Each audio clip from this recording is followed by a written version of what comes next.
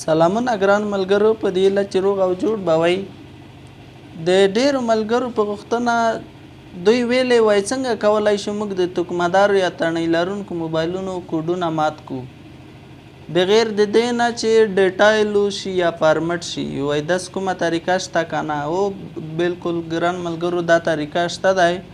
زه به نن عملي درته وښیم. ښه لومړی راځو دا موبایل کوډونه ګورو چې آیا دا کار ورکوي که نه ورکوي. که یو موبایل د ګرانو ملګرو عمومي کوډونه اکثره 11 یا هم 4 صفرې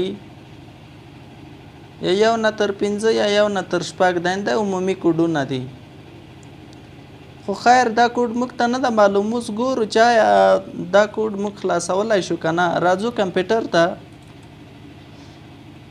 په کمپیوټر کې دلته د میراکل ټانډر آفیشل په نامه یو سافټویر دی، دغه خلاصو.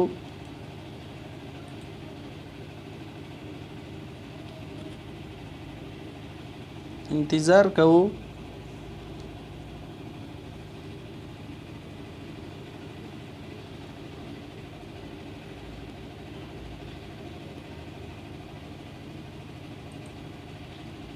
ګران ملګرو دا خلاص شو. دلته ام ټي کې باکس شته. په ام ټي کې ریډ انلاک نایمي دغه آپشن کې کاږو. ګران ملګرو تاسو ته به ښکاري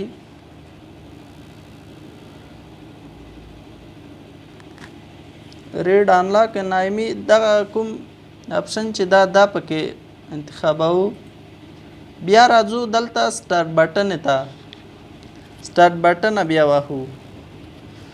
کله مو چې سټارټ بټن ووهله کیبل د ګران ملګرو کیبل د کمپیوټر سره وصلو او د هغې نه بعد بیا موبایل باید همیشه ګولي او چالان موبایل چې بیا کوډ نشي ماتولی. نو راځم لومړی سټارټ بټن وایم. سټارټ بټن هم چې وویله بیا کیبل ورته کوو. نو اوس ګورو چې څنګه چل کیږي. او چې کله مثال چارج چې تیر کو تاسو به څه کوئ؟ بیټرۍ به ترې وباسئ.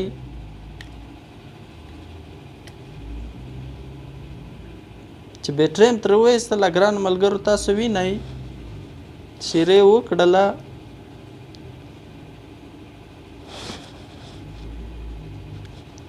کوم پارټ ایرور یې چې ولیکل دا په دې معنی چې دلته موبایل د ما نه وښورېدو. نو موبایل باید ونه ښورېږي. راځم یو ځل بیا سټارټ بټن وایم.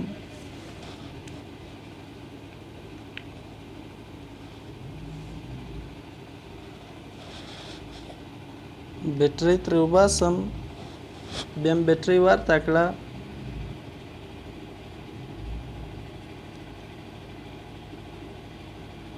ګران ملګرو په دې طریقې سره فقط د موبایل کوډ معلومیږي چې کوم کوډ لري دا موبایل. هیڅ ریسټوریږي نه. اکثره ملګرو ته میسیجونه ډېر ضروري یا هم بعضې ډیټا وي په موبایلو کې او زنګونه وو کانټاکټ ډېر شیان وي خو دوی ته ډېر ضروري وای باید دا فارمټ نشي. نو دا دغه طریقه ده چې تاسو بغیر د دې نه چې موبایل هم فارمټ شي کوډ درته ښیي. کوډ یې موږ ته معلوم کو ګرانو ملګرو. دلته په دې برخه کې تاسې ګورئ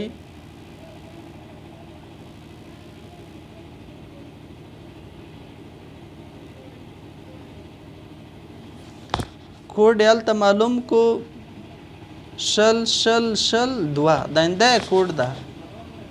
تاسو ولید کمپیوټر کې. نو اوس راځو چې آیا دا صحیح 00002 ده او که هسې فیک هغه ده. نو په دې اړه موږ اوس ګورو 00002. او ګرانو ملګرو بلکل همدا طریقه ده.